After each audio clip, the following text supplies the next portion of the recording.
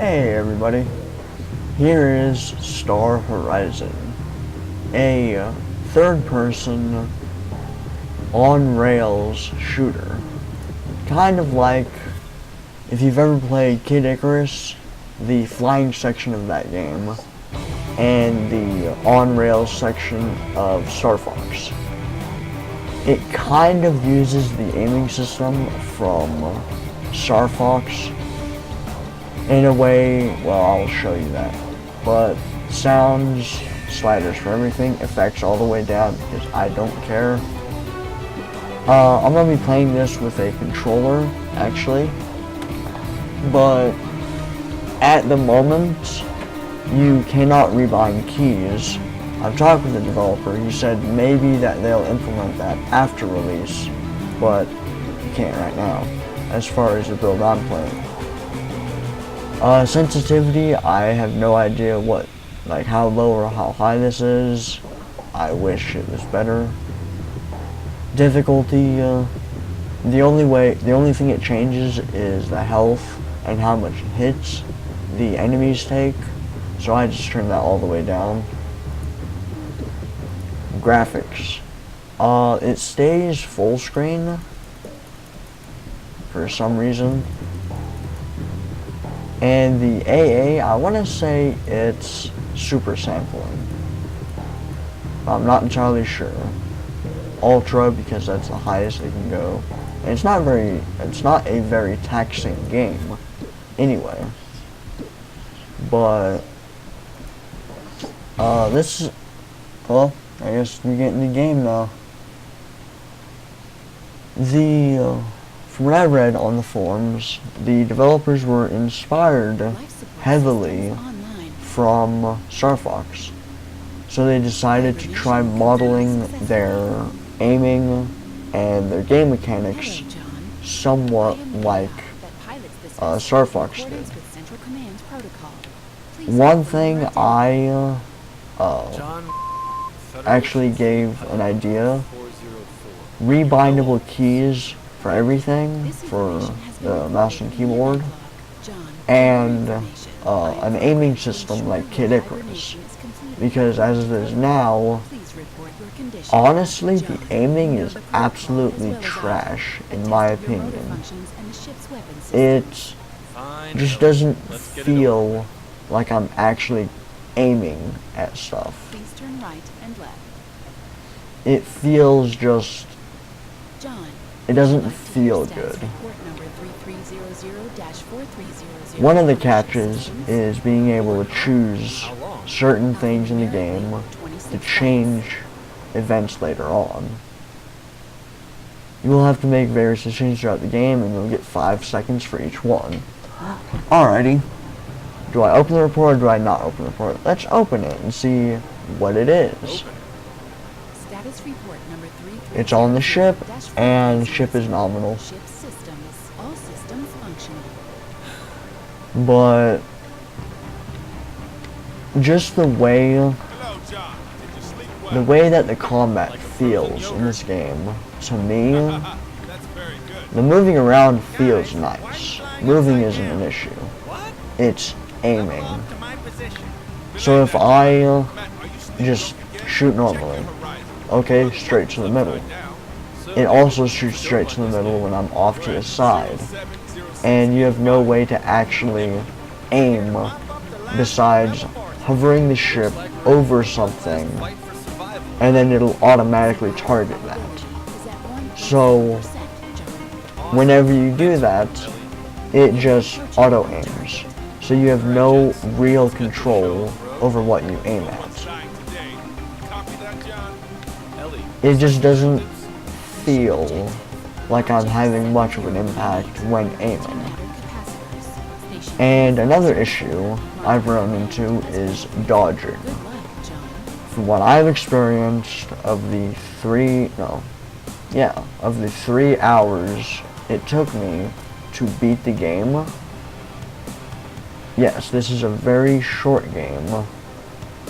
The only replayability is going through and choosing different narrative options. like later in this mission, you will have the option to either save your friends, save the guy that you're just with and his partner, or go along with the mission and just finish the mission and get promoted. It doesn't feel natural, I guess is a good word for it. Whenever you choose something, you can always go back and choose something else, so that your choices don't really impact anything, honestly. But dodging, from what I had in one particular mission, is this weapon, the highest one you can get, and also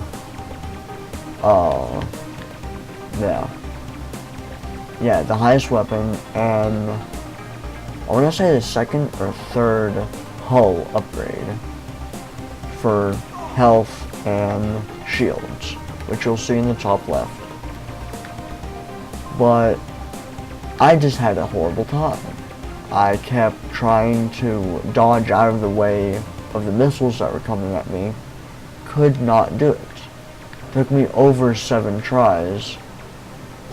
And whenever I asked the developer, like, I'm getting frustrated to all hell, but coincidentally, whenever I recorded that one, it just worked, and I finished the level. So he said, no, you could probably use a weaker weapon with higher firing rate to take it out. So, but dodging does not work in this game. It's just to get you from one side to another really quick, but in order to actually dodge something that's coming at you, no, it doesn't really help. Floor it, Ellie. The war's got to end sometime, and when it does, we're all gonna be there to see it. But whenever you make a choice, it'll give you that objective, like having to destroy 6 things attached to this thing. But whenever you go through and you do it, it doesn't affect anything. You'll have minor dialogue differences, like instead of saving my friends, I did this. So they're gonna be pissed. So later on, what is that gonna do? Is that gonna make them fight against me? Are they going to try killing me? No, just some very slight dialogue tweaks, which is understandable. You have to give the player an illusion of choice. But it just, the way it's delivered, I think, just didn't feel great. And as you can tell, with shit coming at you, it's sometimes like, oh, I'm gonna go around and hit this. I can't hit that. Some things are just, oh, yeah, that's going to hit me. And others, okay, I think this is going to hit me, but it never comes close.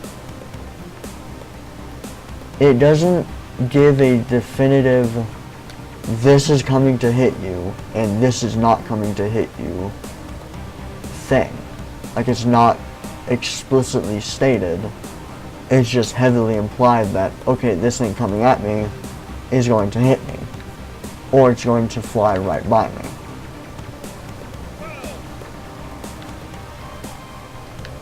Whenever you lose all your health and armor, your ship spirals out, blows up, and you have to go back to your last checkpoint.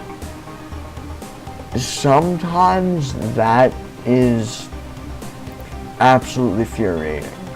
You would get extremely mad whenever you're doing that. And it just what seems to be a very simple part. But that's the main part. This is the main, I guess, game on it.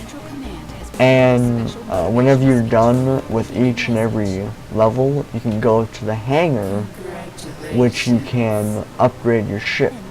You can upgrade your ship, the missiles, the multi-missiles, the main weapon, and the hull. I did not mean to press that.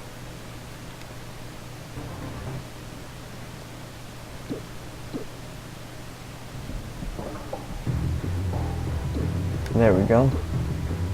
Yeah, it takes a while to get to the absolute highest end of the weapons and stuff.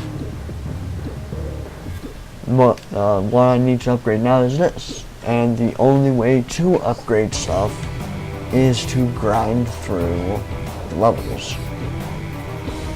So you would probably end up playing through a certain level multiple times in order to actually get all the necessary, I guess, credits you need for all the upgrades. And yes, this is extremely short. There's only 10 chapters of the entire game. I talked with the developer, and he said if there is enough interest in the game itself, for one, and in an endless mode, they're more than willing to add that in. But is the game worth it? Would I pay... Actually, I don't know the actual price of the game. That will probably be in the link in the description to the store page. But would I recommend this game? Would I say it is worth it? If I were to tweak the aiming and add an endless mode, definitely. I would recommend it all day long. But with this mobile to PC port, it doesn't feel all there. To me, it feels almost there. It is almost there for me to recommend it, but just slightly out. Mainly because of the aiming. But that's this game. When I say it's worth it, in the current stage it is, from this build, I would say no. But who knows? You might like it. Love y'all. I'll see you all later.